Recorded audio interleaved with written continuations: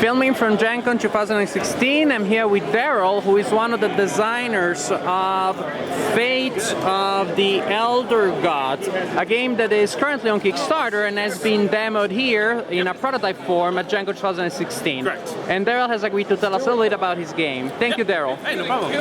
So Fate of the Elder Gods is a Lovecraftian game, if you couldn't tell from the title, but with a twist. And it's a game where you're playing from the cultist angle. So you're trying to raise your Elder God to, raise chaos and darkness across the world.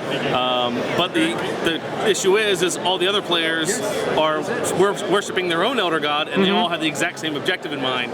And so you're trying to get yours risen first, because like if you were worshiping Cthulhu, well, Cthulhu should be the one that enslaves all humanity, not the other guys. Absolutely. And so it's a race to get your Elder God summoned first. But while you're doing it, like I said, you're battling the other players who are cultists, and they're also kind of bending the ear of the Arkham investigators and sending investigators on you, trying to put elder signs on your Elder God to seal them away. So it's like you're battling both ends of the spectrum for this. And unlike most other Lovecraft games where it's like all dice chucking and kind of, to use the term, Ameritrash, this is a bit more Euro, where you have spell cards, which Nolan, who's one of our artists, he actually drew. And the spell cards are double purpose. So you have spell text on one side, and across the top is a casting cost. This this bar here tells you what's on the back of the card. There's 5 different backs. And so on your turn, to move the Fate piece, which is that large Cthulhu, again, these are prototype bits, you have to discard a spell from your hand. So you discard it face down, and whatever that matching icon is, you move to that location. And that's how you're going to move around. So you'll be able to kind of plan your turn out a bit more, see a little bit ahead, and prep things. So it's like, oh, this spell's not going to help me that much, I'm at least going to use it to move, so it's not just a dead card in my hand, it's still going to have a benefit.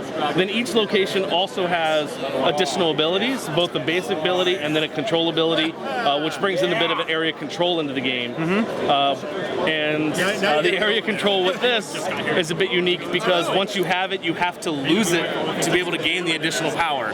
So it's like, look, I got control of the ability, and it's super powerful, but to use it, I have to sacrifice all my guys from here to be able to use the ability. And it's always beneficial. I mean, quite literally. Quite literally sacrifice your cultists, yeah. So that's the thing, there's lots of sacrificing in this game. Makes sense. Don't become too friendly with your cultists, because you'll lose them. And how long does a game typically take?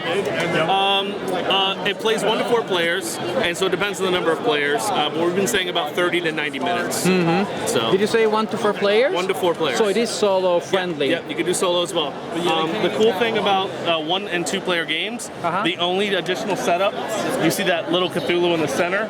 He comes out as a second Fate piece to move around. So that way 2 locations are constantly blocked. They can never go in the same location. And that's the only difference between 1 and 2 players. Nice, nice. There are many busy gamers that are always happy to know that a game has the solo option, so you can play when no one else is around. Yeah, totally. All right, thank you, Darren, for telling us about Fate of the Elder Gods. It looks really good. For anybody who's interested, the game is on Kickstarter right now, and it's not too late to come to GenCon 2016 and give it a try here. Again, thank you, Daryl. Thank you, Margaret.